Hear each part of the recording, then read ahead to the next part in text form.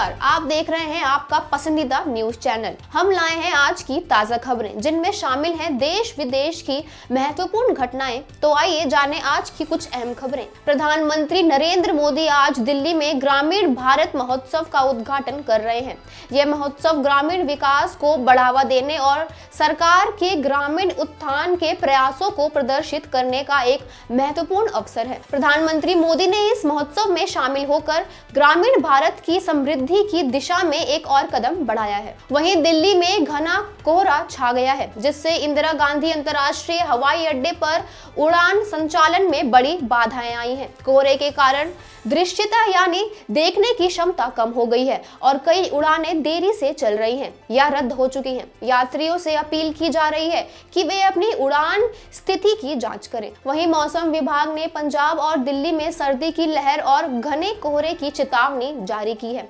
अगले कुछ दिनों में दृश्यता यानी दिखने की क्षमता में और गिरावट आने की संभावना जताई गई है। नागरिकों को विशेष रूप से सर्दी से बचाव के उपाय अपनाने की सलाह दी गई है। केंद्रीय मंत्री नितिन गडकरी ने दिल्ली में ट्रैफिक समस्या को सुलझाने और प्रदूषण कम करने के लिए 12,500 करोड़ रुपए की लागत से 4 महत्वपूर्ण राजमार्ग परियोजनाओं की घोषणा की है। इनमें से एक प्रमुख परियोजना शिव मूर्ति से लेकर नेल्सन मंडेला मार्ग तक एक नया सुरंग निर्माण भी है। सुप्रीम कोर्ट ने एक महत्वपूर्ण निर्णय में कहा कि सरकारी जमीन अधिग्रहण की भुगतान प्रक्रिया में देरी होने पर जमीन मालिकों को मौजूदा बाजार मूल्य पर मुआवजा मिलना चाहिए। यह निर्णय प्रभावित किसानों के लिए एक राहत का संदेश लेकर आया है। गृह मंत्रालय ने भारत में स्टारलिंक उपग्रह संचार उपकरणों के अवैध उपयोग पर चिंता व्यक्त की है।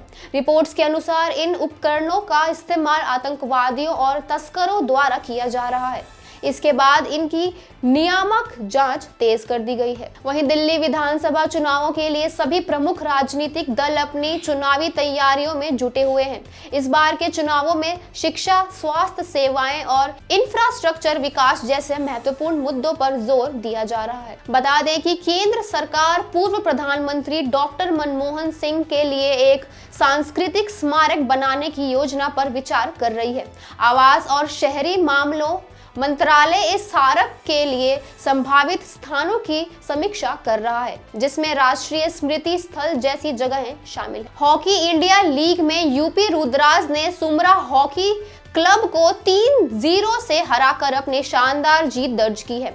इस मैच में टीम के प्रमुख खिलाड़ियों ने बेहतरीन प्रदर्शन किया है। बता दें कि विश्लेषकों का कहना है कि 2025 में भारत को वैश्विक अस्थिरता और घरेलू महंगाई के दबाव के कारण आर्थिक चुनौतियों का सामना करना पड़ सकता है। विभिन्न सेक्टरों पर इसका प्रभाव पड़ेगा। आपको बता दें कि स्वास्थ्य अधिकारी नागरिकों से सर्दी और प्रदूषण के कारण सतर्क रहने की अपील कर रहे हैं। विशेष रूप से बच्चों और बुजुर्गों को इस मौसम में अतिरिक्त सावधानी बरतने की सलाह दी गई है। एक मनोवैज्ञानिक द्वारा पेरेंटिंग नॉर्म्स पर की गई पोस्ट अब सोशल मीडिया पर वायरल हो गई है। इस पोस्ट ने समाज के माता पिता की भूमिका और उनके कर्तव्यों पर विचार करने के लिए बहस छेड़ दी है। एवेन्यू सुपरमार्ट्स ने अपने नवीनतम व्यापार अपडेट्स में अपने राजस्व में उल्लेखनीय वृद्धि की रिपोर्ट दी है। यह वृद्धि खुदरा क्षेत्र में आर्थिक चुनौतियों के बावजूद हुई है, जो इस क्षेत्र की मजबूती को दर्शाता है। 2025 में प्रौद्योगिकी क्षेत्र में उल्लेखनीय वृद्धि की उम्मीद जताई जा रही है।